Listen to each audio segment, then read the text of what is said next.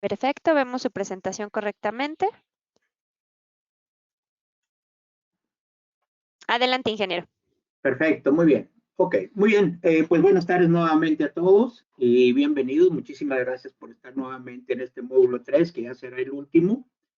En la vez pasada me quedé un poquito en que íbamos a hacer algunas preguntas y la idea era que ustedes pudieran repasar lo que vieron para enfocar preguntas ya más precisas dirigidas a lo que ya hemos venido viendo.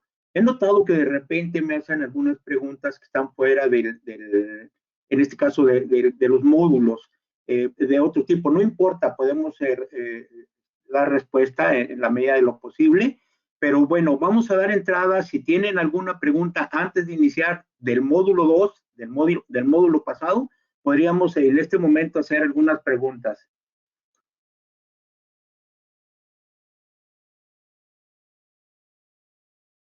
No sé, Rosy, si estás por ahí para Sí, que ingeniero. vayamos analizándolas. Claro que sí, pues los invitamos a que antes de iniciar esta sesión 3, como comentó el ingeniero, si algunos de los asistentes que nos acompañan el día de hoy tuvieron o se quedaron con alguna inquietud o preguntas, como dice usted, ingeniero Valle, de temas relacionados, por favor, vamos a dar, si gusta, un par de minutos para ver si recibimos preguntas.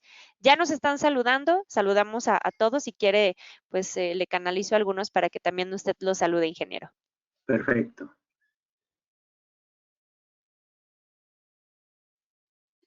Ya le estoy pasando por ahí algunos saludos. Aún no recibimos preguntas iniciales. Ok.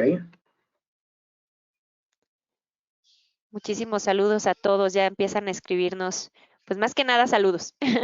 Ok, perfecto. Aquí eso quiere decir que estuvo perfectamente bien entendido lo que vimos en el módulo 2 y eso me da muchísimo gusto porque como les mencioné, pues esa es la base para poder continuar y que no nos empecemos a atrasar en estos temas. Vamos a ver, ok, saludos, muy buenas tardes, Constanzo, Ronald, Edgardo, Edgar Sánchez, perfecto, muy bien. Ok, bien, pues vamos a dar inicio ya en este caso al módulo 3. Ok, muy bien.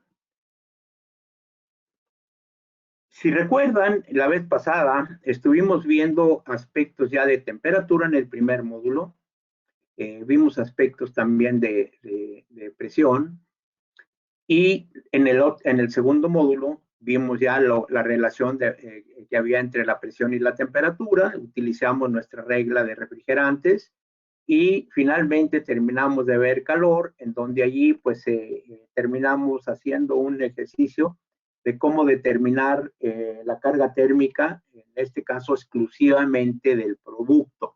Mencionábamos en esa ocasión que eso era la carga térmica exclusivamente del producto, pero que teníamos que considerar una serie de cargas antes de poder definir el total, ¿verdad? Y dijimos, bueno, pues hay que ver todo lo que esté generando calor, todo lo que esté generando energía calorífica debe de considerarse como carga térmica.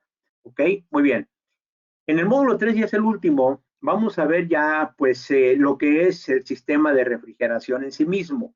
Sabemos que un sistema de refrigeración simple, sencillo, pues está conformado de un evaporador, de un condensador, obviamente de un compresor y un sistema de expansión del refrigerante. Entonces, hoy vamos a ver esa parte, ¿no? Y vamos a terminar viendo finalmente el circuito de refrigeración y vamos a ver ya algo relacionado con los refrigerantes para al final ya hacer un ejercicio de cómo opera un gabinete, llámese un botellero, pero también puede llamarse un cuarto frío, ¿ok? Muy bien, entonces vamos a dar inicio. Vamos a hablar de evaporación. Para hablar de evaporación, me voy a apoyar un poco en una aplicación que ustedes ya la conocen y que es esta, ¿verdad? Vamos a tratar inclusive de recordar algo de lo que vimos la vez pasada. Aquí, por ejemplo, están viendo una escala, aquí nos da entalpía y aquí nos da temperatura, que ustedes ya la conocen, y dijimos, bueno, ¿qué pasa si aplico? Bueno, pues dijimos que la temperatura empecé a subir, y como es agua, dijimos que empezaba a ebullir al momento de llegar a 100 grados, ¿verdad? Al momento de llegar a 100 grados, que es empezaba a ebullir, ¿verdad? Ok, muy bien. ¿Dónde empezaba a ebullir? Exactamente en este punto, ¿verdad? Ahí es donde empezaba a ebullir el refrigerante y a partir de ahí el refrigerante empezaba a evaporarse, es decir, se empezaba a transformar de líquido a vapor. Y durante ese proceso también dijimos que la temperatura iba a permanecer constante y que el calor que estábamos agregando allí era un calor latente. Hasta ahí estamos todavía recordando el módulo 2. Ok, muy bien. Vimos nosotros también que a una presión de 1.013 bar, que es la presión atmosférica a nivel del mar, el punto, la temperatura a la cual ebullía el agua eran 100 grados centígrados. ¿Ok? Aquí es vamos a empezar, como no hubo preguntas, pues vamos a empezar ahora con las trivias. Aquí tenemos la primer trivia, ¿verdad? Aquí, no sé, Rosy, si estás por ahí para empezar a poner la primer trivia. Claro que es, ingeniero. Vamos a comenzar entonces con la primer trivia. Muy bien, en este momento vamos a ponerla en pantalla. Vamos a dar lectura para que los asistentes ya comiencen a votar. Dice, ¿crees que sea posible cambiar el punto de ebullición de un líquido? Sí, no, no sé. Vamos a darles un minuto, ingeniero, para captar Correcto. las respuestas.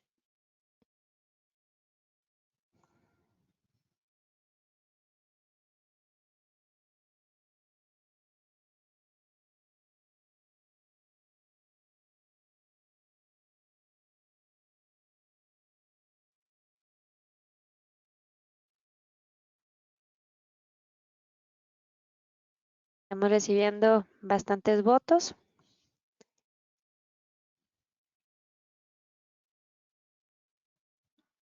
Bueno, Inge, vamos a cerrarla en este momento para compartir resultados. Miren, nos comenta el 31% dice que no es posible cambiar el punto de ebullición. Un 69% nos dice que sí es posible y nadie votó por la opción de no sé. Ok, perfecto. Muy bien, casi vamos a hacer la siguiente trivia, Rosy, para que estés pendiente, ¿no? ¿Ok? Muy bien, Sí, aquí estoy. Sí, muchas gracias. Ok, ¿cuál es la respuesta correcta aquí? Acuérdense de lo siguiente. Dijimos que el punto de ebullición de un líquido sí se podía cambiar, ¿verdad? Entonces aquí la respuesta correcta es la B, que sí se puede. Un 69% pues estuvo de acuerdo, un 31% que no, y uno no sé, pusieron que pues no hubo nadie que dijera no sé. Entonces es correcto, ¿verdad? Ahora, la siguiente trivia, Rosy, por favor. Claro que sí. Vamos a poner la segunda trivia. Bien, dice así, ¿cómo crees que sea posible hacerlo? Opción 1, mejorando el aislamiento del contenedor. Opción 2, cambiando la presión ejercida sobre el líquido. U opción 3, reduciendo el calor aplicado al líquido. Vamos a darles también, ingeniero, un momentito, un minuto. Claro que sí, acuérdense, ya dijimos que sí es posible hacerlo. Ahora aquí nos están preguntando cómo crees que sea posible hacerlo.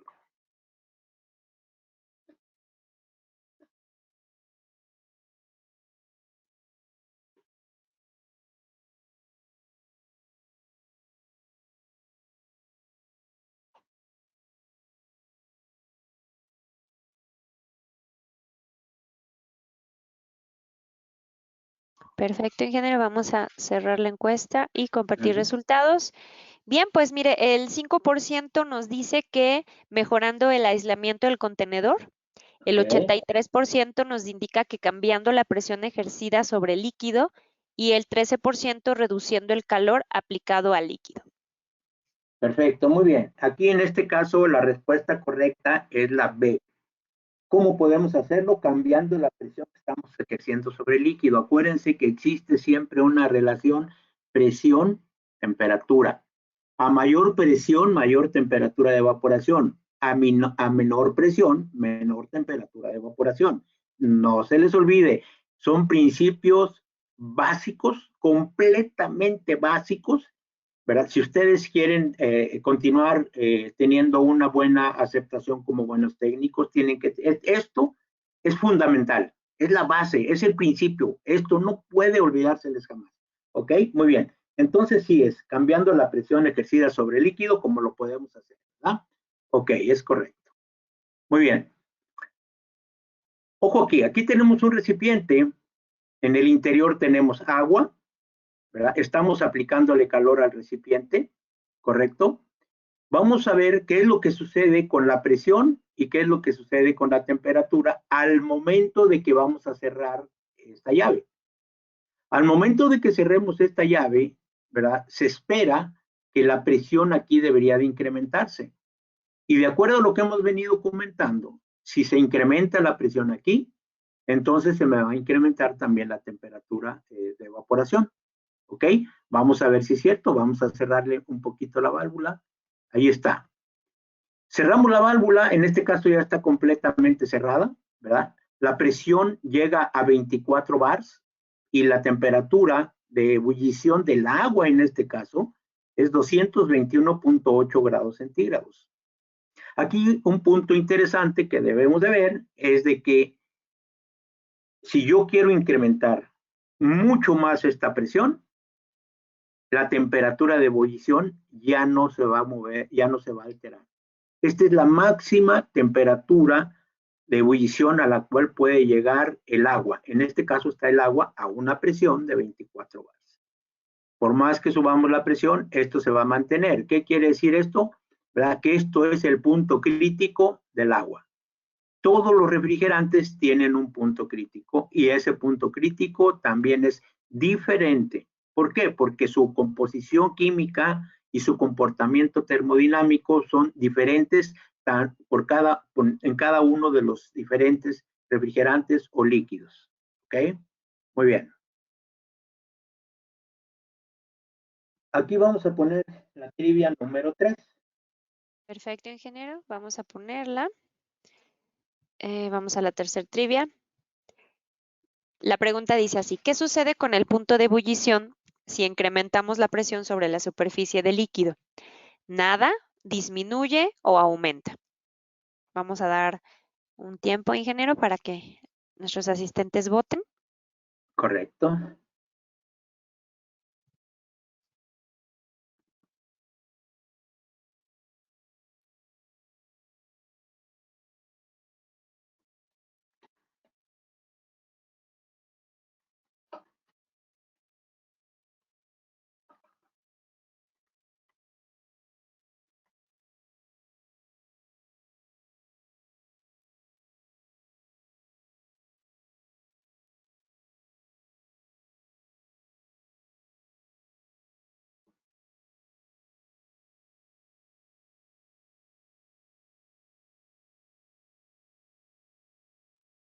Ok, Inge, vamos a cerrar en este momento la encuesta y mostrar resultados. Bien, mire, el 7% nos dice que no sucede nada, el 21% nos indica que disminuye y el 72% indica que aumenta. Ok, muy bien. Recuerden nuevamente, ¿no? Aquí la respuesta correcta es la C. ¿Sí? Si yo incremento la presión que estoy ejerciendo sobre el líquido, entonces la temperatura de ebullición va a incrementarse, ¿ok? O viceversa, ¿verdad? Entonces, en este caso, la ebullición del agua, en este caso, se va a aumentar porque estoy aumentando la presión que estoy ejerciendo sobre el líquido. Acuérdense, no se les olvide, si la presión se incrementa, la temperatura de ebullición se incrementa. Si la presión se disminuye, la temperatura de evaporación se va a disminuir, ¿ok? Entonces, en este caso, va a ser mayor, ¿verdad? Ok. Muy bien. Entonces, ya vimos que la relación presión-temperatura es diferente de líquido a líquido. Entonces, no es la misma, ¿verdad? Un punto importante que tenemos que entender es lo que es el vapor saturado y lo que es el vapor sobrecalentado. El vapor saturado, acuérdense que durante el proceso de cambio de estado, vamos a tener una mezcla de líquido y vapor. Ese vapor que está allí durante ese proceso es un vapor saturado. Una vez que ya el líquido terminó de evaporarse y sigo incrementando el calor, entonces ese vapor se va a hacer sobrecalentado. ¿Ok? No se les olvide, va de nuevo. Cuando estoy en proceso de cambio de fase, en este caso de líquido a vapor, aunque también puede ser de vapor a líquido. Entonces, mientras estoy en ese par de procesos, el vapor que estoy generando es un vapor saturado. Pero cuando ya se terminó completamente el líquido y sigo incrementando el calor, entonces el vapor que estoy obteniendo es un vapor sobrecalentado. ¿Ok? Muy bien. Aquí tenemos un recipiente. Y aquí va para la trivia número 4. Aquí tengo un recipiente, estoy agregando calor, ¿verdad? Y está emergiendo aquí vapor. Entonces, en la trivia 4 nos hacen una pregunta. Si Claro pudiéramos que sí. colocarla, Rosy. Sí, ingeniero, creo que sí. Con relación al ejemplo que comentaba el ingeniero, la pregunta dice, tenemos un contenedor con agua y estamos aplicando calor sobre él.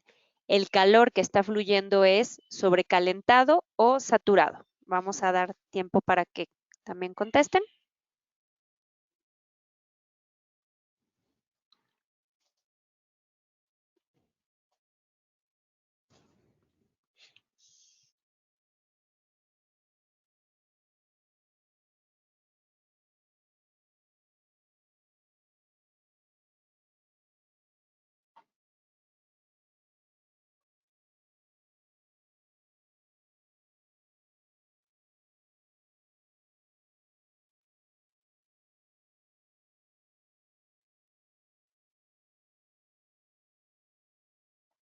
Bien, ingeniero, vamos a cerrar esta encuesta. Y bien, los resultados nos dice así. El 39% indica que el calor que está fluyendo es sobrecalentado y el 61% nos dice que el calor que está fluyendo es saturado. Perfecto, vamos a dar respuesta correcta, ¿no? Acuérdense, el vapor saturado es aquel que en este caso está emergiendo, ¿verdad? Porque hay un cambio de fase. Aquí en el recipiente que tengo, está fluyendo vapor, pero si fluye vapor por aquí es porque tengo líquido. Entonces, si tengo líquido, el vapor que está fluyendo por aquí debe de ser un vapor sobrecalentado. Perdónenme, discúlpenme, saturado. Perdón. Vamos a dar marcha atrás aquí. Ups.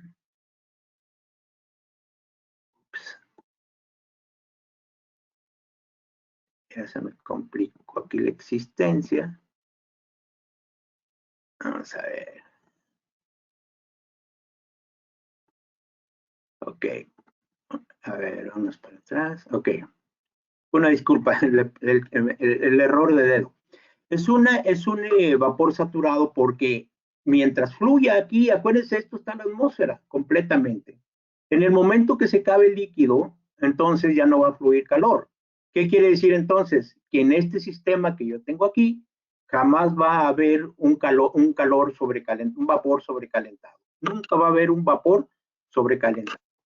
Siempre va a emerger un vapor saturado porque estoy en cambio de fase. En el momento que se acaba el líquido, ya no va a haber vapor. Entonces, todo el vapor bajo este sistema va a ser siempre saturado, no va a ser sobrecalentado. ¿Ok? Muy bien. Vamos a seguir adelante.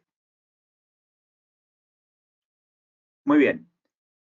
Ok, vamos a ver ahora, en este mismo sistema, vamos a ver de qué manera podríamos entonces, en este sistemita que está acá, porque sabemos que si es agua y está la presión atmosférica a nivel del mar, y la presión atmosférica a nivel del mar dijimos que era 1.013 bars o 14.7 libras por pulgada cuadrada.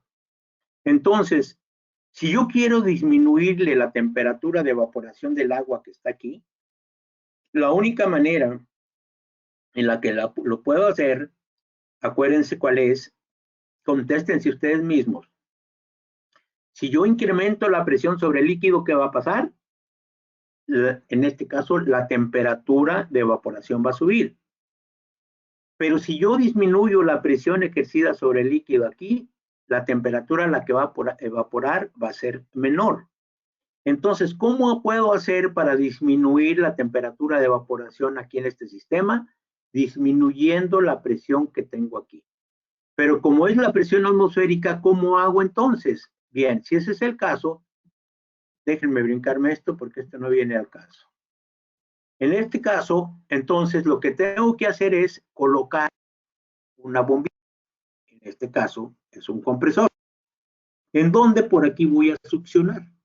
Al momento de que estoy succionando, ¿verdad? En ese momento, entonces, estoy bajando la presión en el recipiente. Y por consecuencia, voy a tener una temperatura de evaporación menor. ¿Ok? Muy bien. Aquí esta es la última trivia de esta parte de evaporación. Si pudiéramos poner la última trivia, por favor.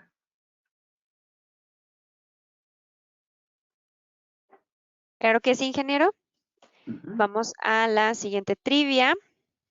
En este momento la estamos viendo en pantalla. Dice, estamos reduciendo la presión al recipiente con agua. ¿Hasta dónde consideras que podría bajar la temperatura de evaporación? ¿10 grados, 0 grados o menos 10 grados? Así que pues comiencen a votar, por favor.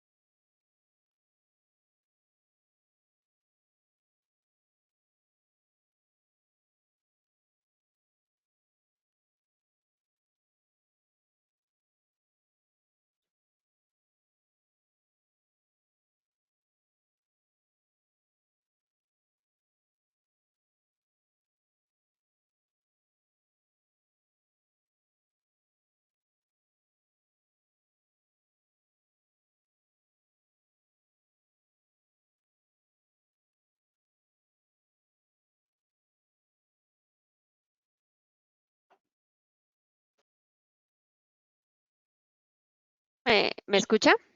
Sí, adelante.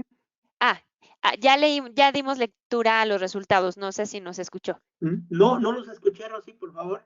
No te preocupes.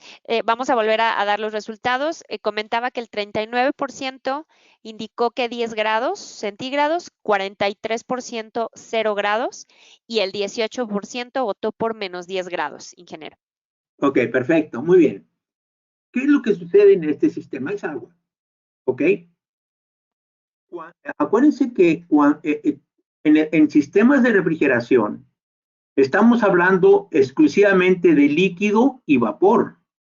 En este caso, ¿qué sucede con el agua cuando llega a 0 grados? Cuando llega a 0 grados se congela el agua. Entonces ya no está en forma líquida ni está en forma de vapor. Por consecuencia, yo ya no puedo bajarle más la temperatura de evaporación. ¿Ok? Entonces la respuesta correcta son 0 grados.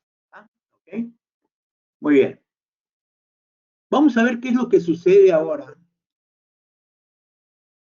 a ver qué es lo que sucede ahora Ingeniero, con el no agua. sé si algo en la presentación, ya dejé de proyectar la encuesta, pero en pantalla seguimos viendo la encuesta. No sé si le puso pausa a su presentación. No, Rosy, para nada. Ok, bien. ¿Quieres que dé un clic aquí donde me dice mostrar? A ver qué pasa aquí. Sí, ¿Ahí no pasó sé si. algo? No, ¿Nada?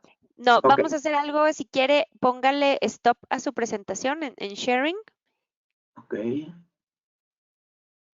Ajá. Si me hace el favor. Y vamos a volver a póngale de nueva cuenta play, si nos puede apoyar, por favor. Yo creo que tuvimos aquí un temita técnico con los sondeos que se nos quedó en freeze la última respuesta. Exacto. Déjame ver, déjame darle, a ver si se vio ahí. No, aún no. Ok, Si no, vamos a no, hacer algo, Inge, para que no demoremos. Voy a retomar ok, controles y se los vuelvo a pasar. Un segundito ok, a toda la audiencia, por favor. Es muy rápido esto que vamos a hacer, pero estas fallas luego ocurren en eventos en vivo. Ok, ok. Y le regreso a los controles, Inge, en este momento. a ver, ok, Listo. vamos a ver. Eso. Ya estamos de nueva cuenta con la presentación. Perfecto, muy bien. Ok.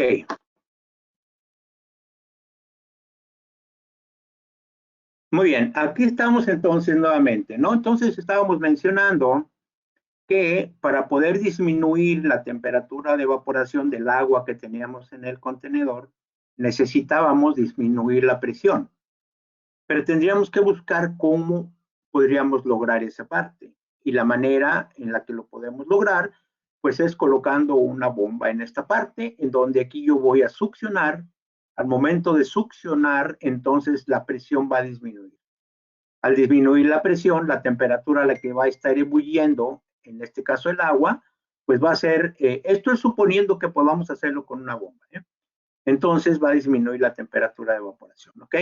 Ahora, si esto ya es un refrigerante, entonces podríamos considerar que nos puede servir. Ahora tengo un refrigerante, sin embargo, sí estoy disminuyendo la temperatura de evaporación, pero el refrigerante lo estoy tirando al ambiente y entonces sería muy costoso eso, ¿verdad? Entonces, el calor que estoy recibiendo aquí, el refrigerante está recibiendo calor, ¿verdad? Por lo tanto, hace ebullir al refrigerante. ¿Por qué? Porque estoy disminuyendo la temperatura de evaporación. ¿Ok? Sin embargo, el refrigerante, si lo tiro aquí, se desperdicia. ¿Qué tengo que hacer? Bueno, lo tengo que llevar hacia otro contenedor llamado condensador, ¿correcto?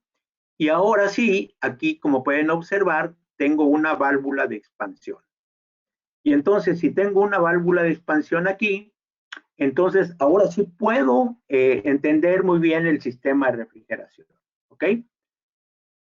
Si yo cierro esta válvula, entonces lo que va a suceder es de que en este caso el compresor va a succionar el refrigerante y va a disminuir la temperatura de evaporación aquí. Al momento de disminuir la temperatura en esta parte, ¿verdad? Entonces disminuye la temperatura de evaporación. Y entonces va a evaporar en base a qué? En base, ya se acuérdense de la segunda ley de la termodinámica que dijimos que el calor siempre va a fluir de la temperatura más alta a la más baja. Entonces, si en el ambiente yo tengo una temperatura superior a la que yo tengo aquí, evaporando, pues entonces ese calor va a hacer que el refrigerante se evapore. Y va a llegar al compresor, en este caso, como un vapor sobrecalentado. Aquí lo voy a comprimir y lo voy a llevar hacia el lado de alta, que es el condensador. Pero como tengo una restricción aquí, entonces, y estoy metiendo una presión, entonces la presión aquí se va a incrementar. Al incrementar la presión aquí, entonces aumento en este caso la temperatura de evaporación. Y como mi temperatura de evaporación es muy alta, entonces la temperatura de evaporación está más alta que la temperatura que tengo en el ambiente. Y entonces ahora al revés, el calor va a fluir de la temperatura más alta que tengo aquí a la temperatura más baja. Y entonces en ese momento empiezo a condensar. Por eso este es que se llama condensador y este se llama evaporador. Y aquí tengo la restricción que es la que me hace mantener dos presiones diferentes. ¿Ok? Muy bien. Vamos a seguir. Vamos a hacer ahora sí la última trivia de esta parte. ¿Ok? Ok. Para ello, déjenme pasarles un poquito, pasarme a la otra sesión. ¿Ok? Muy bien. Vamos a abrir. Aquí está. Muy bien. Vamos a pasar a la última trivia y aquí tenemos el sistema de refrigeración, ¿ok? Y vamos a pasar a la última trivia para ver la pregunta. Ok, ingeniero, voy a en este momento a proyectarla, esta trivia de este bloque. La pregunta dice, ¿qué sucede con las presiones de alta y baja si el dispositivo de expansión disminuye su orificio? Opción 1, las presiones permanecen iguales. Opción 2, la presión de alta disminuye y la de baja aumenta. O la opción 3, la presión de alta aumenta y la presión de baja disminuye. Así que pues pueden comenzar a votar, chicos.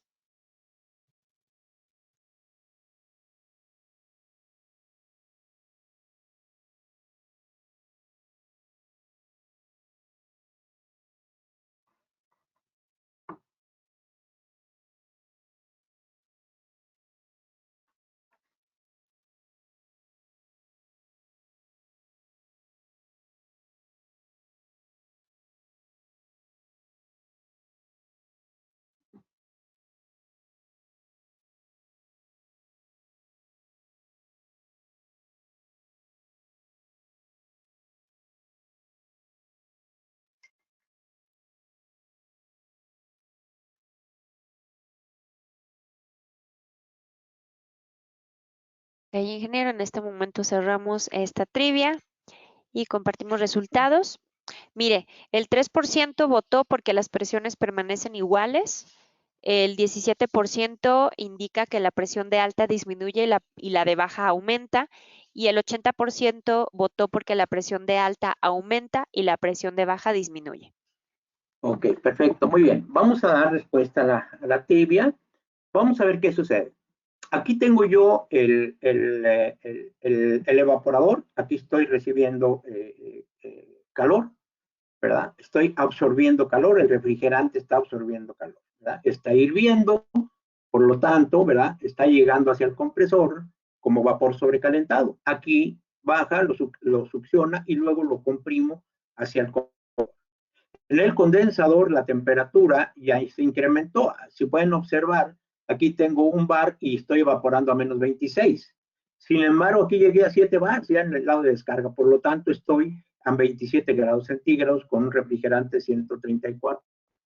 Entonces, ¿qué es lo que ahora? Bueno, si tengo ya una temperatura de 27 grados, ¿verdad? Y en el ambiente tengo 20 o 15 grados, entonces ahora lo que va a suceder es de que el calor va a fluir del condensador hacia el medio ambiente, correcto. Pero yo tengo una restricción aquí que me define el lado de alta y el lado de baja presión, ¿ok? Entonces, la pregunta vino, ok, yo voy a restringir aquí el paso, voy a estrangular aquí esta parte. ¿Qué pasa si yo estrangulo aquí? Si yo estrangulo aquí, ¿verdad? Entonces el compresor sigue succionando. Y si sigue succionando, entonces la presión aquí, ¿qué va a pasar con ella? Va a disminuir, porque haz de cuenta que si cierro completamente aquí, pues este compresor idealmente podría llegar a ser vacío toda esta parte. ¿Ok? Entonces baja la presión aquí. Pero como tengo la restricción aquí y estoy comprimiendo, pues entonces mi presión aquí va a incrementarse. ¿Ok? Entonces la respuesta correcta es la C, la presión de alta aumenta y la presión de baja disminuye. ¿Ok? Muy bien, vamos a seguir adelante.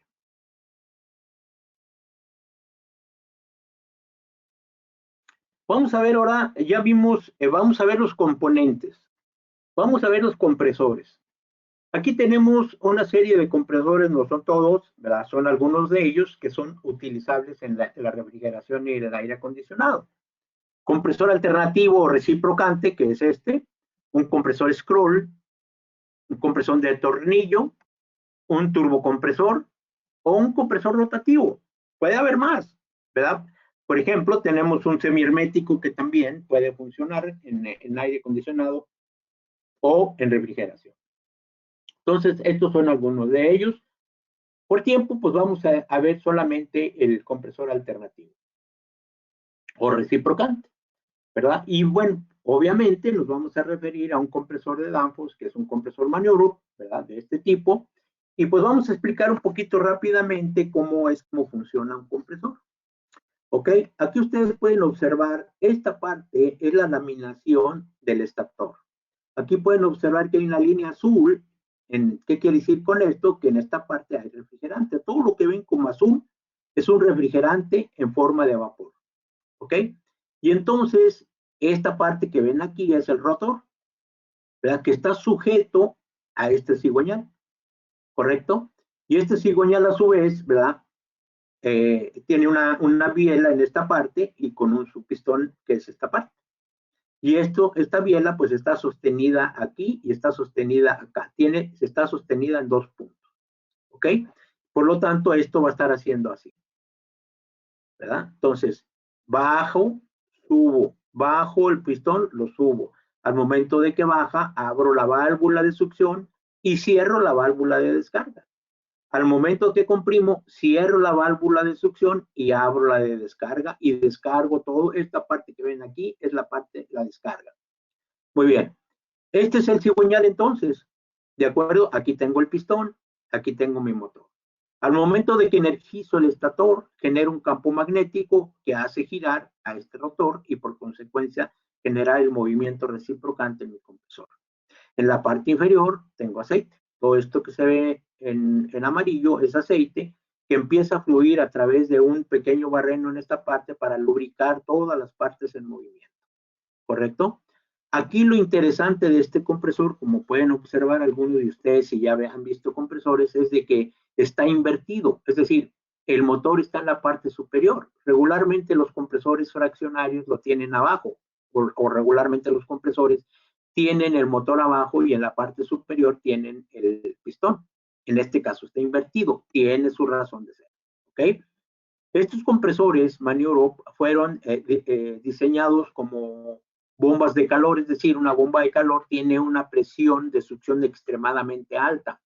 Eso da como resultado que el amperaje que está demandando en este caso un compresor en una bomba de calor es demasiado alto, por lo tanto requiere de un motor muy robusto.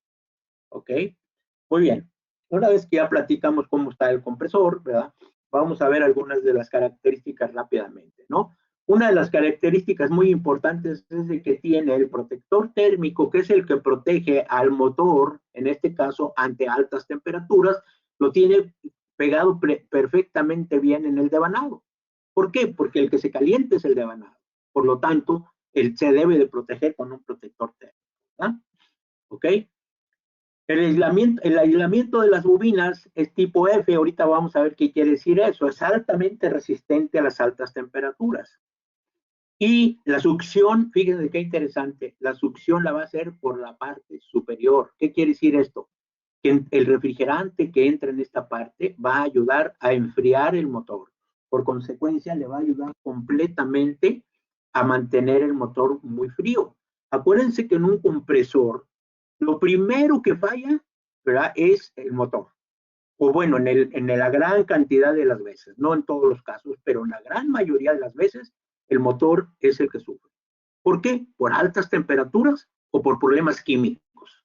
¿Y por qué altas temperaturas? Bueno, pues por problemas eléctricos, ¿verdad? Y problemas químicos por problemas de aplicación que tenemos en los compresores. Entonces, esto le ayuda bastante. ¿Y por qué está invertido? Bueno, porque este compresor te permite el retorno de líquido, porque todo líquido se viene a la parte inferior, ¿verdad? Y entonces evapora y lo que voy a succionar en el pistón va a ser exclusivamente vapor sobrecalentado. Entonces, ojo con lo que voy a decir. Acepta el retorno de líquido, pero no lo comprime. Ningún compresor puede comprimir líquido. Que quede claro eso, no se les olvide. ¿Puede aceptar retorno de líquido? Sí. ¿Puede comprimir líquido? No. ¿Pero por qué sí acepta? Bueno, pues porque entonces él está succionando por la parte superior. ¿Ok? Muy bien. Esas son algunas de las características del compresor Manioro. ¿Ok? Otra de ellas es que pues todas sus partes son de aluminio y permiten también un intercambio de calor para mantenerlo también más fresco. ¿Ok? Entonces sus partes son de aluminio. Aquí tienen ustedes en el maniobro cómo está colocado. Este es el protector térmico que está directamente sobre el devanado, y aquí está algunos de nuestros competidores que lo tienen en esta parte para cuando llegue el calor aquí, este devanado es porque está extremadamente caliente. ¿Okay? Muy bien, vamos a explicar rápidamente qué es lo que sucede con el aislamiento del devanado clase B. La clase B, ¿verdad? Como pueden observar, el compresor, fíjense qué interesante aquí, el compresor puede aceptarte temperaturas entre 120 y 140 grados centígrados, ¿ok? En este caso, el clase B, ¿verdad? Te puede llegar solamente hasta 125, ¿correcto? Entonces, depende un poquito del diseño de cada fabricante, pero pueden andar entre 120 y 140 grados centígrados, ¿ok? Muy bien. Vamos a pensar que llegó a 125 en una clase B. Si llegó a 125, entonces el protector térmico lo diseñas para que corte en este punto, ¿ok? Pero ¿qué es lo que sucede en este caso? Lo que sucede en este caso es de que entonces la vida, fíjate, esto está comparado temperatura contra vida en años del devanado.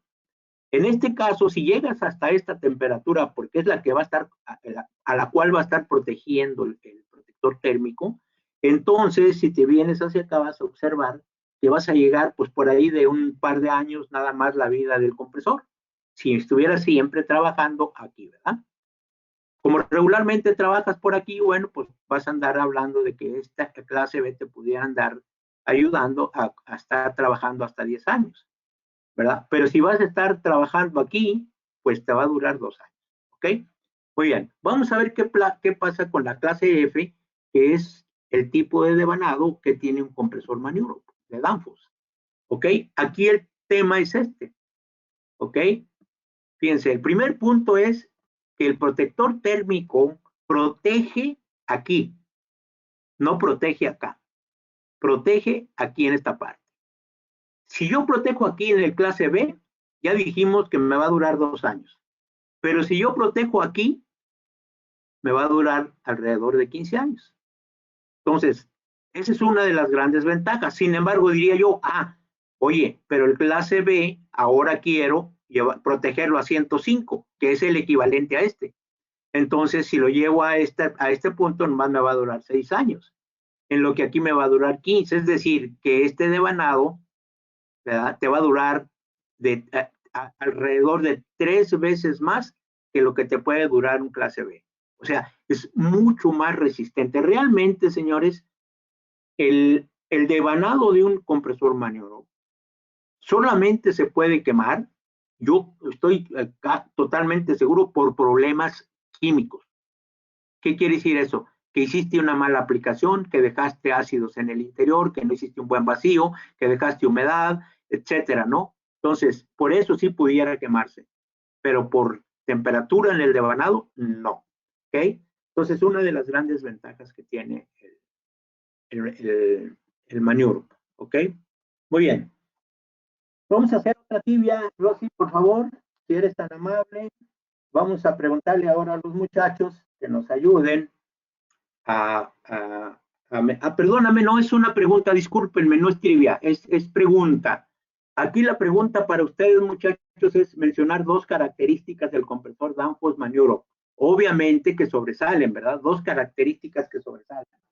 Y ahí sí vamos a tener que ver las respuestas. Rosy, por favor. Claro que sí, ingeniero. Vamos a invitar a la gente que vote a través del chat, ¿correcto?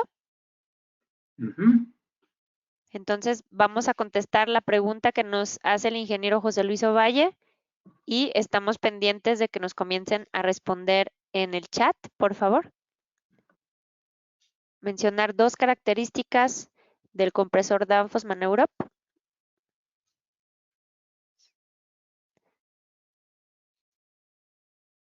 Mira, ingeniero, todavía no recibimos respuestas, andan un poquito tímidos los asistentes.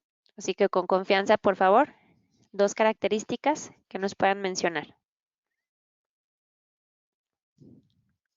Dicen que el que no hace nada nunca se equivoca, ¿eh? Así que no se preocupen, todos nos equivocamos, ¿eh? No se preocupen por eso. Ustedes mencionen, no importa si estamos bien o estamos mal.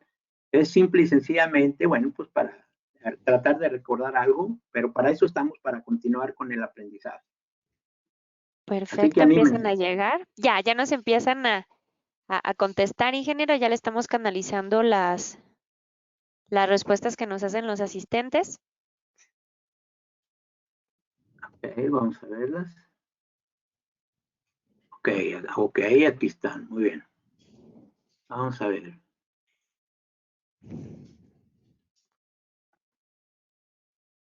Ok, muy bien. Andrés Castellanos, soporta el retorno de líquido, pero no lo comprime. Excelente.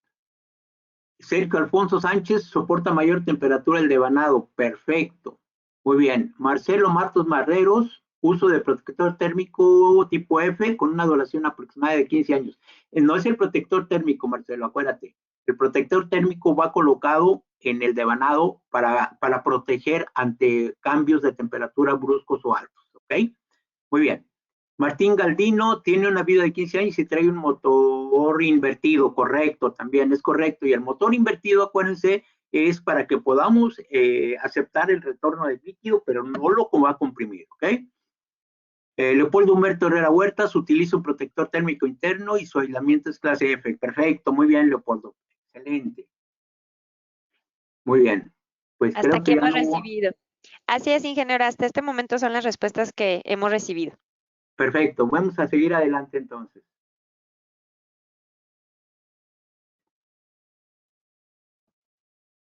Ok, muy bien, señores. Vamos a pasar ahora al otro componente. Ya vimos el compresor. Ahora vamos a ver los dispositivos de expansión. Estos son algunos de ellos, ¿verdad? Obviamente, un capilar nos va a servir para expandir el refrigerante, pero también existe una válvula de expansión automática de apertura variable, es decir, aquí podemos variar, en este caso, las funciones de la válvula de expansión. Ahorita vamos a ver cómo opera. La válvula de expansión termostática TX, también TX2 de Danfoss, y una válvula de expansión electrónica de apertura variable pulsante, ¿verdad? Y aquí nos faltaría una válvula de expansión electrónica y una tipo colibrí, que ya es lo último en válvulas de expansión electrónicas que tenemos en Danfoss, ¿ok? Muy bien, vamos a ver primero y luego vemos la válvula de expansión termostática. Vamos, ¿qué pasa con un capilar? En el caso de un capilar, se aplica demasiado en refrigeradores, congeladores, enfriadores de botellas, refrigeración comercial ligera, es decir, en equipos relativamente pequeños. Es ahí donde se usa regularmente un capilar, aunque ya actualmente, Danfoss, ya pudimos emitir, justamente el martes de esta semana tuvimos una plática sobre diferentes componentes que puede llevar un refrigerador, perdón, la refrigeración comercial ligera, y ahí vimos ya que ya tenemos válvulas de expansión también para poder ser utilizadas en equipos pequeños. Ok, ¿qué ventaja tiene el tubo capilar? Bueno, pues que es de fácil montaje, que es muy económico y que difícilmente se deteriora. Son las grandísimas ventajas que tiene el capilar. Sin embargo, tiene una gran desventaja y fuertísima desventaja, y es como su flujo del refrigerante a través del capilar es constante, entonces no permite que llene de una manera rápida el evaporador. Y entonces tarda demasiado tiempo en poder abatir la temperatura. ¿Y qué tiene que ver que tarde demasiado tiempo? Bueno, pues el problema es de que el compresor va a estar trabajando más tiempo. Y si trabaja más tiempo, ¿qué sucede? Consume más energía. Entonces, un capilar, ¿verdad?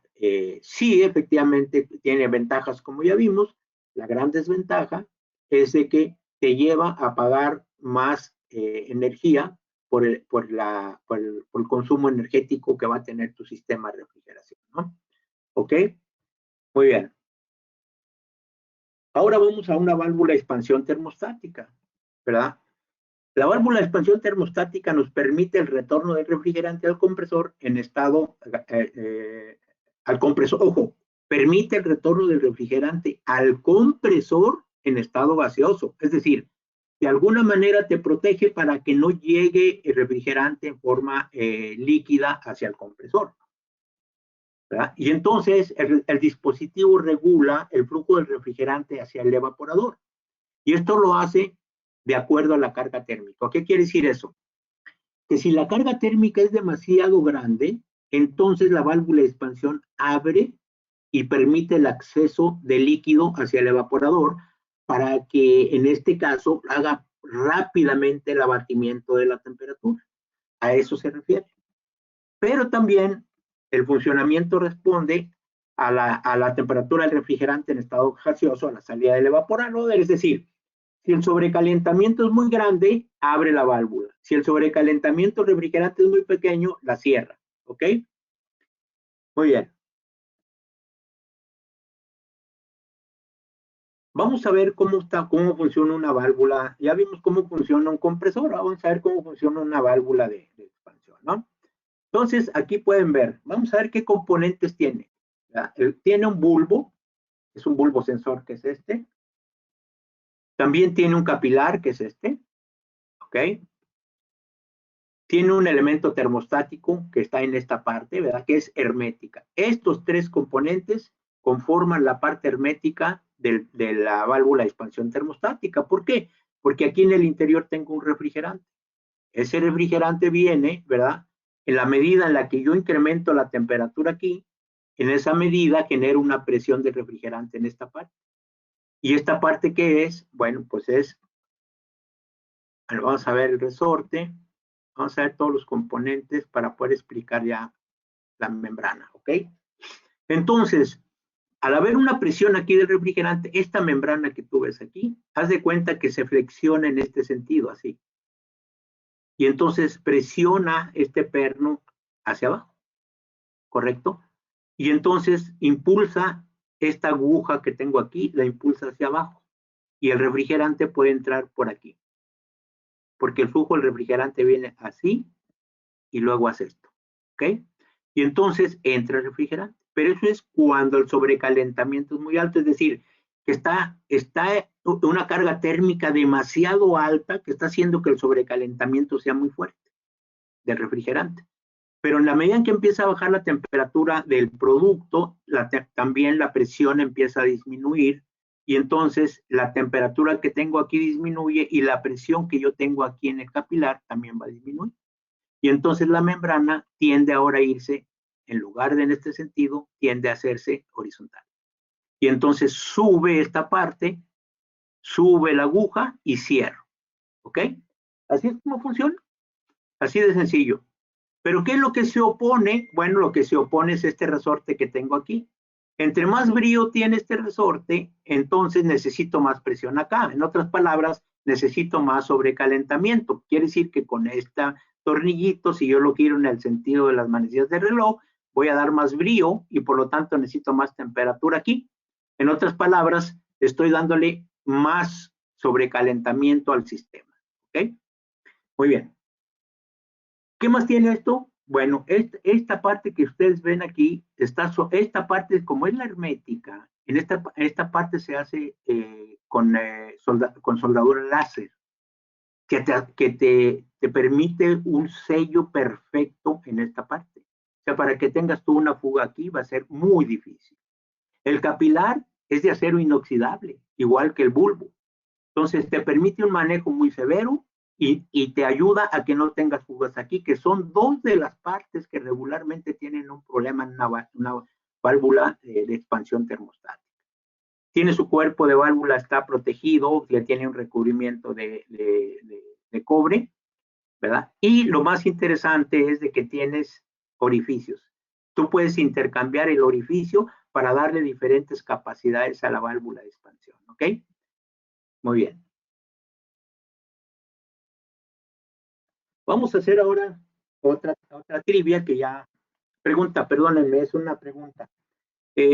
Menciona dos características de la válvula de expansión termostática, pues. Entonces vamos a hacer otra preguntita, Rosy, para que no se nos Perfecto, aburran. ingeniero. Creo que ya los aburrí de tantas preguntas. Perfecto. Mire, nos hace nada más un comentario a uno de algunos asistentes, nada más igual si se mantiene cerca de su micrófono, ingeniero, para que no lo Sí, perdamos. De pronto se nos corta un poquito el audio. ok. Muchísimas gracias. La pregunta es la siguiente, así que para que nos empiecen a contestar vía chat, menciona dos características de la válvula de expansión termostática Danfoss y ya empiezan a contestar, ingeniero, bastantes respuestas nos están llegando. Agradecemos a todos por su participación. Ya se las estoy canalizando, Inge, para que pueda leerlas al aire, por favor. Ok. ¿Qué pasó aquí? ¿Sí las logra ver, ingeniero? Ahí está. Sí, ya estoy aquí. Ok. Perfecto. Vamos a ver. Mm,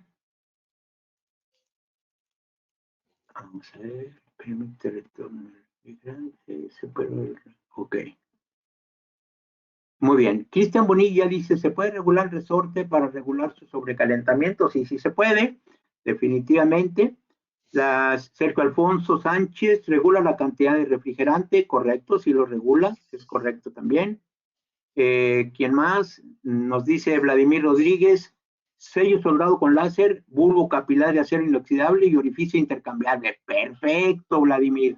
Esas son las tres características más importantes que tiene nuestra válvula de expansión termostática con respecto a nuestros competidores. ¿Ok? Ignacio Martínez regula el sobrecalentamiento, regula la caída de presión. Ok, de alguna manera sí, por la temperatura. Ok. Constanza Gudelo: se puede modular para que no haya fugas. ¿Se puede modular para que no haya fugas? Pues podría ser, a lo mejor te refieres a la soldadura del ácido, ¿verdad? Y efectivamente eso ayuda a que no tenga problemas la válvula de funcionamiento. Ascensión Rojas nos dice: capilar en inoxidable y orificio para variar la capacidad. Correcto, Ascensión, muy bien. Edgar Sánchez: mantiene el sobrecalentamiento. Byron Ríos: regula el flujo del refrigerante al compresor en estado gaseoso. Correcto, regula el flujo del refrigerante al evaporador. Muy bien. Israel Mazarroya: permite el retorno del refrigerante al compresor en estado gaseoso. Muy bien. Permite pasar líquido refrigerante al condensador.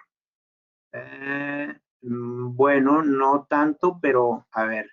Julio Andrés Pico: capilar y bulbo de acero inoxidable, orificio intercambiable. Perfecto, Julio. Eh, perfecto, muy bien. Ok, bueno, hemos recibido bastantes respuestas. Les agradecemos mucho que le estén participando. Eso desde luego a mí me motiva porque me dice que efectivamente están interesados. Ok, muy bien. Ok, yo creo que vamos a dar cierre, Rosy, por favor, para continuar. Perfecto, ingeniero. Pues agradecemos muchísimo a todos los que nos contestaron bastantes respuestas muy constructivas. Pues puede continuar, ingeniero, si gusta, sigamos adelante. Perfecto, muy bien. Ok, vamos a continuar entonces. Vamos ahora a ver refrigerantes.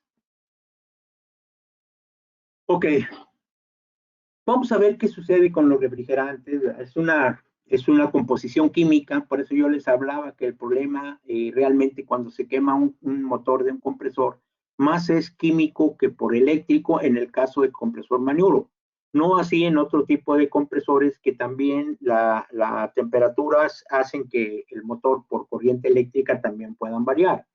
¿Ok? Vamos a ver un poquito más específico esto, ¿no? Vamos a ver qué es lo que sucede qué tipo o qué ventaja, no qué ventaja, sino más bien, qué es lo que debe de cubrir un refrigerante, ¿verdad? Primero, el punto de ebullición debe ser inferior a la temperatura deseada, obviamente, ¿verdad? Porque no podemos tener un punto de ebullición por encima de la temperatura que queremos. Si yo quiero 6 grados centígrados o 5 grados centígrados de mi producto y tengo una temperatura de evaporación de 10, pues nunca va a llegar, ¿verdad? Entonces necesito un punto de ebullición inferior a la temperatura que yo estoy requiriendo o que tu producto requiera, ¿verdad? Ok. Un calor de vaporización elevado, ¿ok? Es decir, aquí se refiere a que, bueno, es el punto de saturación, en este caso del el refrigerante que debe ser alto. Esto se entiende mucho mejor cuando tengo un diagrama de presión y entalpía, ¿ok? Por lo pronto vamos a mencionarlo de esa manera. La densidad debe ser moderada en estado líquido, ¿verdad? El volumen relativamente bajo en estado gaseoso. ¿Por qué tiene que ser el volumen relativamente bajo? Porque entre más bajo es el volumen, la densidad en este caso, entonces el refrigerante tiene mayor capacidad de absorber calor. ¿Verdad? La temperatura crítica muy elevada porque nos permite manejarnos mucho mejor con las diferentes temperaturas ambientes que podamos tener. El potencial de calentamiento muy importante, ¿sí? O sea, esto es lo que se refiere al calentamiento global, ¿verdad? Que no debe de ser mayor de 150. ¿Verdad? Ya vimos que en este caso estos refrigerantes de 290 y 134 son de lo mejor, ¿verdad? Y potencial de agotamiento de la zona, es decir, que no dañe la capa de ozono, pues debe ser cero. Ya prácticamente todos los refrigerantes actuales no depresionan la capa de ozono, ¿no? Y la presión de salida del evaporador superior a la presión atmosférica, obviamente, ¿verdad? ¿Okay? Y desde luego debe tener una estabilidad química muy buena. Aquí está, esta parte está interesante, ¿verdad? Porque aquí están los refrigerantes. Fíjense, los refrigerantes originalmente, y estamos hablando de ya por los años 30, 40, quizás los 50, ¿no? Yo diría que hasta cerca de los 80 hablábamos de refrigerante 11 y 12, ¿no? ¿Ok? Entonces, a posterior a eso, por cierto, fíjense, déjenme mencionarles algo muy interesante. En 1995 que llegó Danfoss a México y específicamente a Monterrey, ese año se otorgó el Premio Nobel de Química a Mario Molina. Mario Molina fue un mexicano, y digo fue porque el día de ayer falleció. El día de ayer falleció Mario Molina y como les menciono, gracias a él, estamos hablando ya de que la capa de ozono ya no es un problema. Pero no solamente, sino continuó él aportando mucho más, sobre todo para el calentamiento global. Y de ahí que todos estos refrigerantes que estamos viendo ahí, gracias a él, se pudieron estar proyectando con la finalidad de ir mejorando el ambiente de la Tierra, ¿no? Entonces, pues se los menciono porque, pues desgraciadamente, sobre todo para nosotros los mexicanos, pues falleció una gran eminencia, ¿no? Muy bien, entonces él, en 1990, que fue cuando empezaron ellos a ver que había un problema ahí, a raíz de eso se empezaron a cambiar los refrigerantes. Y entonces empezaron a verse ya refrigerantes R22, ¿verdad? Ya trabajaba el R22 en ese entonces. Este tipo de refrigerantes eran los que funcionaban, que eran los clorofluorocarbonos. Aquí no está el R12, pero también debería de estarlo, ¿verdad? Los clorofluorocarbonos eran los que tenían todo ese problema.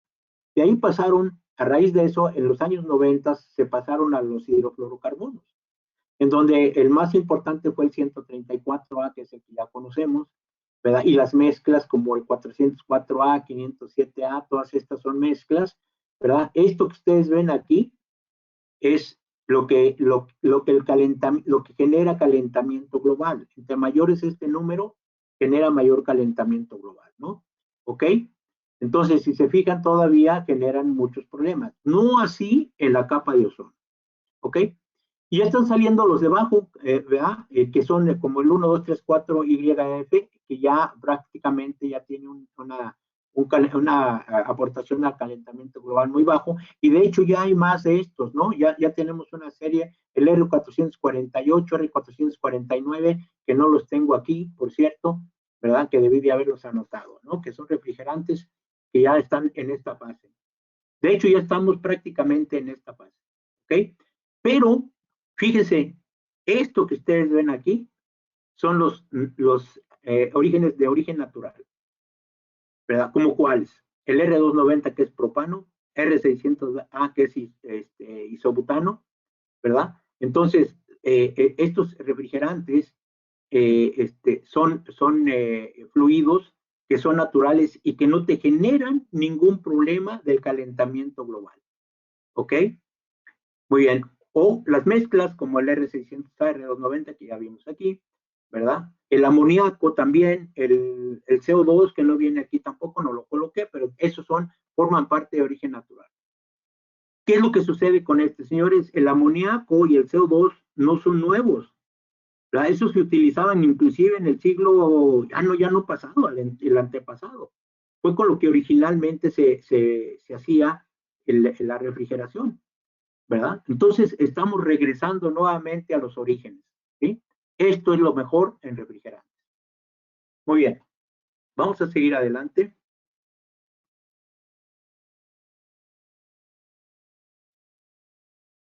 Ok, vamos ya a ver, por último, se me fue una trivia, pero vamos a dejarla, ¿no? Porque ya andamos por las 6. Muy bien. Quisiera terminar con esto. Vamos a ver, después de haber visto ya todo esto, vamos a tratar ahora de consolidar todo lo que hemos venido aprendiendo en el módulo 1, en el módulo 2 y lo que hemos visto en este módulo 3. Ok, vamos a consolidarlo todo viendo, en este caso, la manera en la que funciona y opera un sistema de refrigeración, aunque sea pequeño o sea muy grande, ¿verdad? ¿Y qué es lo que hace que el sistema de refrigeración opere bien? ¿Qué es lo que hace o cómo debemos nosotros de saber si el sistema está operando bien o está operando mal? ¿Ok? Para ello, vamos primeramente a colocar aquí un circuito de refrigeración, en donde aquí ustedes pueden ver, este es el compresor, aquí tenemos un evaporador, aquí tenemos un condensador y finalmente tenemos la válvula de expansión. ¿Ok? El flujo del refrigerante va en este sentido, así. ¿Correcto? Muy bien. Entonces, ya dijimos que los que generan realmente unas diferencias de presiones baja y alta son dos componentes. La válvula de expansión y el compresor. ¿Ok? Porque estos dos componentes lo único que van a hacer es intercambiar el calor. Es lo único que van a hacer. Los que van a hacer realmente la función de refrigeración son este y este. ¿Ok? Muy bien. Vamos a ver cómo funciona esto. Vamos a pensar que aquí colocamos nosotros un gabinete. Llámese un botellero, llámese un cuarto frío, llámese un refrigerador, lo que ustedes quieran. Aquí está y está aislado. Todo esto es un aislamiento, lo tenemos aislado. En el interior del gabinete siempre va a haber una válvula de expansión o un capilar y un evaporador, ¿correcto? Y en la parte externa va a estar el compresor y el condensador, que en el conjunto, ¿verdad? Forman parte de la unidad condensadora. Ok, muy bien. Vamos a ver cómo funciona, cómo opera. Vamos a pensar que tenemos refrigerante R134A. Aquí les sugiero que vayan sacando su aplicación de la regla de refrigerantes. Vayan teniéndola por ahí a la mano. Entonces, tengo refrigerante R134A, pero tengo una temperatura ambiente de 32 grados centígrados. ¿Ok? Muy bien. Yo voy a colocar dentro del enfriador de botellas o dentro del refrigerador o dentro del cuarto frío el producto, ¿ok? Este producto, al momento de que, si yo lo traigo del medio externo, va a estar a una temperatura de 32 grados, ¿estamos de acuerdo? Voy a tener 32 grados, ¿por qué? Porque como yo estaba en el ambiente, entonces ese ambiente me hizo que al momento de meterlo estaba estable afuera, estaba a 32, lo meto y lo meto a 32 grados centígrados, ¿correcto? Hasta ahí creo que vamos bien. Ok, muy bien. Ahora, primer pregunta para ustedes. ¿A qué temperatura debo de evaporar? ¿A qué temperatura debo de evaporar? Es una pregunta, ¿verdad? Y que ustedes ya tienen la respuesta porque la hemos venido viendo en módulo 1, módulo 2 y módulo 3. En cualquiera de los tres ya lo vimos. Ustedes deben de saber qué temperatura es. Me gustaría saber esa respuesta, Rosy, no sé si pudiéramos meter por ahí que nos respondan esa pregunta. Claro que sí, ingeniero. Quiero saber a qué temperatura va a evaporar, en este caso, el evaporador. Vamos a empezar a dejar que la gente vote, ingeniero, y le voy a empezar a canalizar las respuestas. Ups, ya se las enseñé. Híjole. Bueno, voy a compartirle. Sí, no pues importa, vamos. bien, le voy compartiendo lo que nuestros asistentes, bueno, pues también, ¿no? Le están muy entusiasmados participando, pues para que usted Okay. pueda por ahí dar lectura, por favor. Ronald Edgardo dice menos 6.7, Alexander Yaco menos 3, Manuel Sánchez 27, Edgar Sánchez 6.7, Constanza Agudelo 6.7. A ver si alguien más se anima.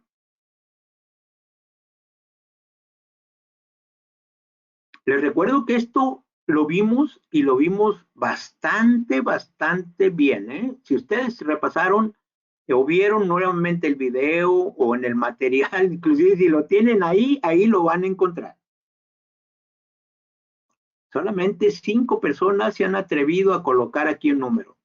Si quieren, no menciono el nombre, nada más menciono el valor que están dando para que no se me cohiban. Alguien más me dice 6.7, alguien me dice 6 grados, alguien más me dice 5 grados, alguien más también me dice 5, alguien me dice 6.7, alguien más me dijo menos 6.7, alguien me dice evapora a menos 2 grados centígrados, ¿ok? Si se dan cuenta, está un poquito variado las respuestas, ¿verdad? Aquí me dice a 18.39 libras por pulgada cuadrada. La pregunta era, ¿a qué temperatura? ¿Ok? 6.7, 5 grados. Alguien me dice 6 grados, menos 6 grados, menos 6. Alguien más menos 6 otra vez. 4.4 positivos. Ok, bien, vamos a cerrar ya la pregunta. Vamos a continuar. Perfecto, Ok, ingeniero, ya les pedimos que por el momento dejemos de responder vía chat. Hay algunas dudas de algunos asistentes que me dicen a través de dónde estamos compartiendo las respuestas. Efectivamente, a través del chat. Cuando son trivias, van a ver ustedes la pantalla y van a poder votar. Ahorita son preguntas abiertas donde contestamos a través del chat, ¿ok? Adelante, ingeniero, puede continuar. muy bien, muchas gracias, Rosy. Muy bien, señores, acuérdense que cuando vimos aquella tablita de la relación presión-temperatura dijimos, la temperatura a la que debe de evaporar un botellero o un cuarto frío para enfriar líquido es menos 6.7. ¿Se acuerdan de eso? Entonces, el refrigerante va a evaporar a menos 6.7. ¿Ok? Muy bien. ¿De dónde a dónde va a fluir ahora el calor? Se los voy a responder yo, ¿verdad? Porque les voy a hacer una pregunta posterior a esta. ¿De dónde a dónde va a fluir el calor? Ok, ya dijimos que en la segunda ley de la termodinámica nos dice que el calor siempre debe de fluir de la temperatura más alta a la temperatura más baja. En este caso, del producto o el líquido o el producto completo que está ahí hacia, fíjense, no fluye hacia el evaporador, señores, por favor. Fluye hacia el refrigerante. El evaporador no es el que toma el calor. El que toma el calor es el refrigerante. El refrigerante es el que está tomando el calor. ¿Ok? Muy bien. Entonces, el calor que está generando el producto, ¿verdad? Lo emite hacia el refrigerante porque la presión que tengo yo ahí hace que pueda bullir a menos 6.7. Entonces tengo menos 6.7 y tengo 32, fluye de 32 hacia el refrigerante, del producto hacia el refrigerante. ¿Ok? Y si estamos quitándole calor al producto, pues empieza a disminuir la temperatura del producto, ¿correcto? Otro factor que les quiero mencionar, ¿cuál sería la temperatura mínima a la que pudiera llegar el producto. Respóndanse y la respuesta no es menos 6, 7. Idealmente sí, pero como esto no es ideal, ¿por qué? Porque yo aquí tengo en todo alrededor del equipo, yo tengo un aislamiento y no hay un aislamiento perfecto. Todo el aislamiento va a permitir paso de calor hacia el interior. De tal manera que como está entrando calor hacia el interior, jamás voy a poder llegar en el producto a menos 6, 7. ¿Ok? Muy bien. Vamos a seguir adelante. Ahora, esta sí es pregunta para ustedes.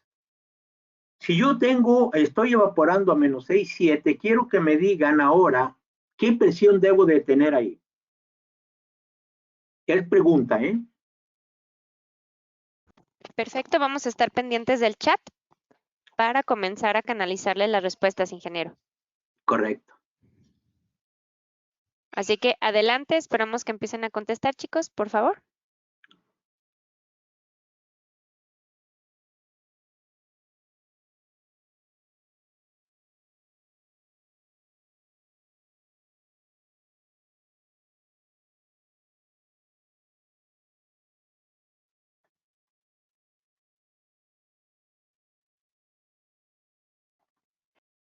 Ya le estamos canalizando respuestas, ingeniero Valle.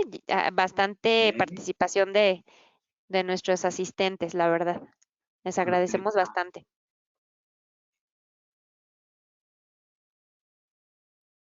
Vamos a ver.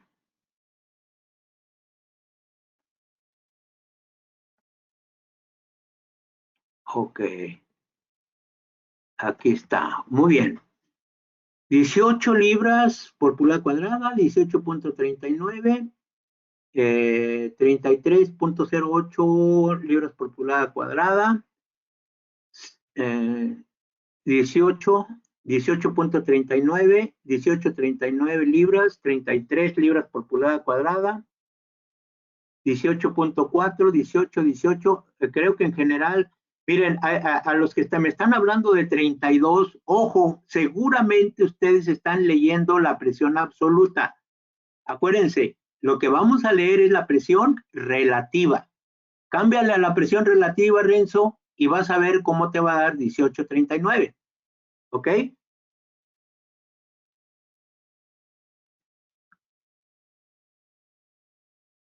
Igual le puede estar pasando a Julio César, ¿verdad? Que dio 33, seguramente están viendo absoluta. Ojo con eso, los puede llevar a un problema bastante serio el hecho de incurrir en esa irregularidad, porque entonces van a tener un problema que van a estar batallando para resolver.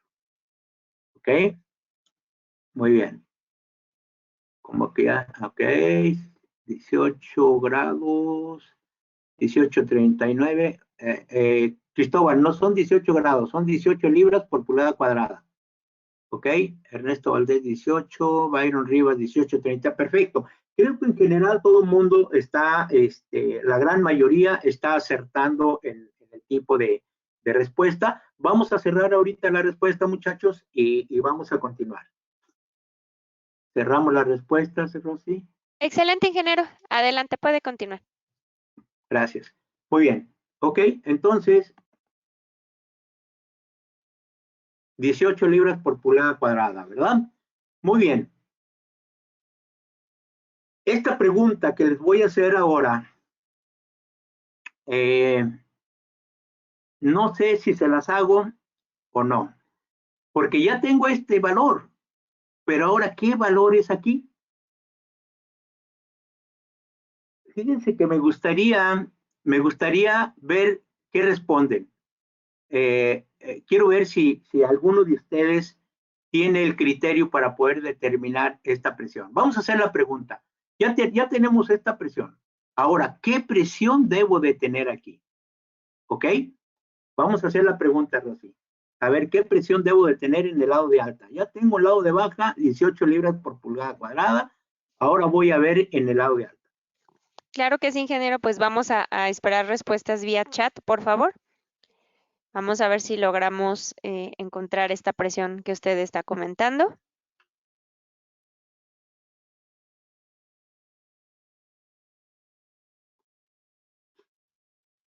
empiezan a llegar algunas opciones de respuesta, Inge. Vamos a ver. Ok, vamos a verlas. Ok, muy bien. Caracoles. Ronald Edgardo, Julio César Bustos, creo que es Bustos, Marco Guerrero Vázquez y Sergio Alfonso Sánchez. Muy bien, ¿eh? Muy bien. Ok. Héctor Casín, tienes razón, ¿eh? Pero yo te estoy dando la temperatura ambiente.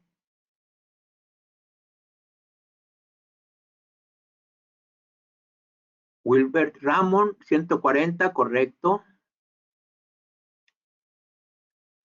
103, 42. Edgar Sánchez. Ojo, Edgar, te estamos preguntando la presión. Tú estás mencionando la temperatura. Conviértela a presión.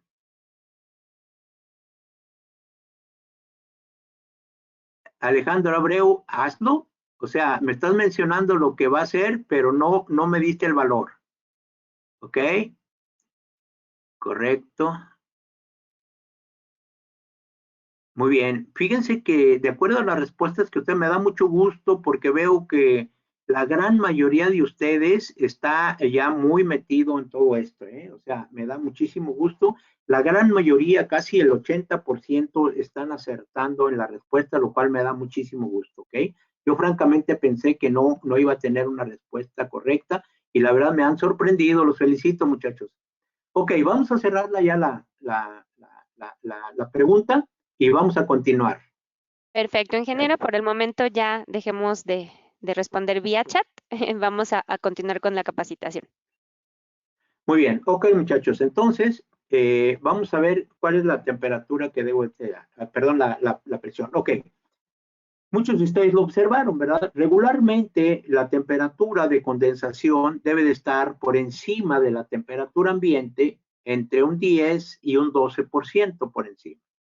Aquí en este caso yo considero que son 10 grados, ¿ok? Entonces voy a condensar a 42. ¿Y por qué debe de estar mayor esta? Bueno, pues porque acuérdate que el calor debe de fluir de la temperatura más alta a la más baja. ¿Qué quiere decir con esto? Que siempre esta temperatura debe de ser mayor a la temperatura ambiente, ¿ok? Entonces deben de ser 42. Y para que yo tenga 42 aquí necesito una presión de 140 libras por pulgada cuadrada, lo cual el 80, casi el 90% de ustedes lo mencionó correctamente, por lo que los felicito mucho. Ok, y entonces bajo esas bases ahora el calor va a fluir de la temperatura más alta a la más baja. Entonces, ¿qué es lo que sucede aquí? Lo que está sucediendo aquí es que si yo tengo un enfriador de botellas o una cámara, ¿verdad? No importa el tamaño que tenga desde un enfriador de botellas pequeñito de 5 pies cúbicos, o puedo tener una cámara de, no sé, 300 y 500 o 1000 pies cúbicos, eso no importa, ¿verdad? Siempre vas a necesitar una presión de 18 en la succión y una presión de 140 en la descarga, siempre y cuando tengas 32 grados centígrados de temperatura ambiente y que tengas también un refrigerante 134A. Si cambia el refrigerante, va a cambiar esto, ¿correcto? Si cambia la temperatura ambiente, va a cambiar esto. Entonces, son factores que tú tienes que estar observando para que tú puedas determinar si todo tu sistema de refrigeración está balanceado, está en balance. Cualquier diferencia que tengas aquí, ¿verdad? Obviamente de acuerdo a estos factores, si tienes una diferencia entre este y este, si aquí tengo 120 y aquí tengo 25, pues traes un desbalance que va a originar que tu producto pudiera no estar llegando a la temperatura o que tu compresor esté consumiendo excesivamente energía. ¿Ok? Entonces es importante. Estos solamente son algunos factores que debo de estar observando en el sistema. Hay más. ¿Ok? Sin embargo, esto solamente estamos platicando hasta aquí. Hay más factores que tengo que observar. En refrigeración, señores, es extremadamente extensísima la refrigeración. Les puedo yo decir que no existe una persona en el mundo que pueda decir que lo sabe todo en refrigeración. Siempre tenemos que estar aprendiendo cada vez más y para ello necesitamos estar siempre metidos estudiando, viendo cosas nuevas, ¿verdad? Cada vez se está actualizando esto, tenemos que estar siempre metidos, entonces hay que ser humildes y aceptar que no sabemos todo en refrigeración, que siempre estemos susceptibles de seguir aprendiendo cada vez más y más y más. Y nosotros como Danfoss, en la medida en la que nuestros conocimientos lo permitan, estaremos proporcionándoselos a ustedes, cuenten con nosotros. Danfoss es una empresa global, es una empresa transparente, cristalina, ¿verdad? Que no se queda con nada, ¿verdad? Ofrecemos a ustedes todo nuestro conocimiento, poquito, mucho, o lo que tengamos de conocimiento, con muchísimo gusto a todo Latinoamérica. Gracias por estar con nosotros y pues sigan pendientes de Danfoss, ¿verdad? Porque tenemos muchísimas cosas más para ustedes. Con esto pues termino los 3 módulos. Les agradezco muchísimo toda su atención. Agradezco extremadamente el que se hayan mantenido atentos a los 3 módulos y principalmente espero que esto les sirva a ustedes para que puedan tener un mejor desarrollo. Quisiera yo también mencionarles que es altamente importante que ustedes estén poniendo en práctica lo que vimos. Si ustedes no ponen en práctica, no van a poder tener un cimiento adecuado. Acuérdense lo que les mencioné. Las experiencias se logran aprendiendo primero teoría y llevando a la práctica esa teoría y ver si efectivamente coincide una con la otra. Cuando coinciden, en ese momento no se te va a olvidar jamás. Y con los pelos de la burra en la mano vas a decir, esto es así. Y nadie te puede contradecir. ¿Ok? Entonces pongan en práctica, señores, pongan en práctica los conocimientos, por favor. Muy bien, señores, pues muchísimas gracias. Rosy, pues de mi parte con esto terminamos. No sé si abramos una sesión de preguntas, no sé cómo anden, si quieren preguntar algo. Sí, ingeniero, si gusta, dejamos unos 5 minutitos para responder algunas preguntas que nos han estado llegando. Deme un segundito, mire, le voy a empezar a canalizar algunas preguntas fuera ya de las trivias. Okay. A ver. Mire, por ahí ya nos están preguntando si va a haber una sesión 4, lo cual nos indica que les ha gustado mucho el curso. Sí, aquí tengo a Edgar Sánchez también, me dice una pregunta, ¿cómo podemos calcular el diámetro del capilar para un sistema de refrigeración? Edgar, para eso también se requiere toda una sesión, ¿eh? O sea, se ve muy fácil, pero es complicado. Y sí tenemos una plática sobre tubo capilar, ¿eh? Entonces sería cuestión de que si ustedes lo solicitan, podríamos estar pensando en prepararla, desde luego. Muy bien, Luis José Chirino, pues nos está felicitando. Muchísimas gracias, Luis José Chirino. Te agradezco mucho la felicitación. Igualmente, Ronald Edgardo, muchísimas gracias. Con muchísimo gusto, ya saben, yo con mucho gusto puedo compartir lo poquito que sé de refrigeración y con mucho gusto lo hago.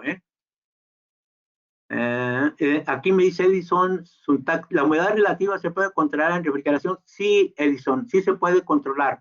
Nada más que ahí depende mucho del delta T del evaporador, ¿verdad? El delta T, si yo crezco o disminuyo el delta T, también crezco o disminuyo la humedad relativa. Sí se puede. Ok, Ronald Edgardo también nos felicita, muchas gracias. También Luis Jorge Muñiz nos está felicitando, muchas gracias. Luis Jorge. Dice Edison, la humedad, también algo similar, la humedad relativa en cuartos fríos siempre son altos, no siempre, o sea, depende nuevamente, como les menciono, del delta T del evaporador, ¿ok? Entonces, si el delta T del evaporador disminuye, la humedad relativa va a disminuir y viceversa. Ok, Israel Maza, muchísimas gracias también por tu felicitación. Muy bien, muchas gracias. Ok. Esperamos un minutito más para si hay alguien que quiera hacer alguna otra pregunta. Así es, Con todo ingeniero. gusto. Pues mire, nos están llegando muchísimas felicitaciones para usted, obviamente.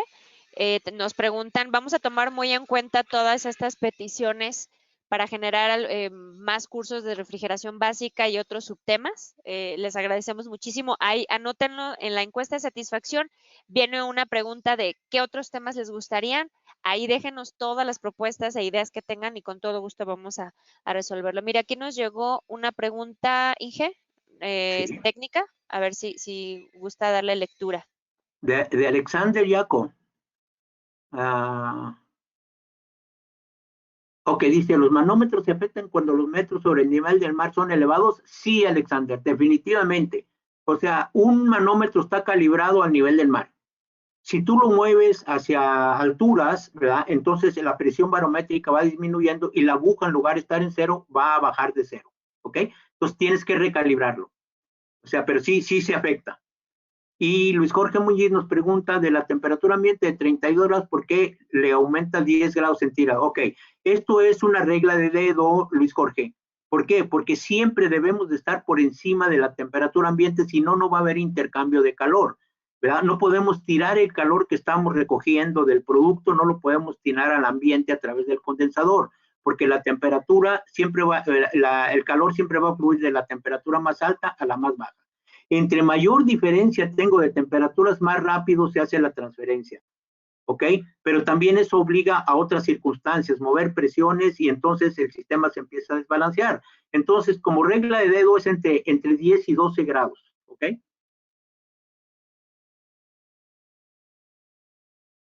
¿Alguna otra pregunta?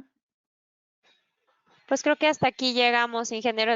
Siguen llegando como comentarios ya de agradecimiento. Si gusta, pues podemos proceder a hacer el cierre. Perfecto, muy bien. Muchísimas gracias, muchachos. Perfecto, ingeniero. Pues voy a retomar controles, si me lo permiten todos y la audiencia, para poder ya hacer la conclusión de nuestro webinar del día de hoy. Deme un segundito. Vamos a ver, ya estamos viendo pantalla.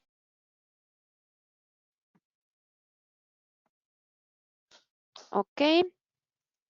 Bueno, pues ya estamos por aquí viendo el cierre de nuestro entrenamiento de esta tarde, de jueves 8 de octubre. Aquí en pantalla les estamos dejando los próximos webinars, como saben, y ya ténganlo ahí bien presente. Martes y jueves son días de webinar Danfoss. Ya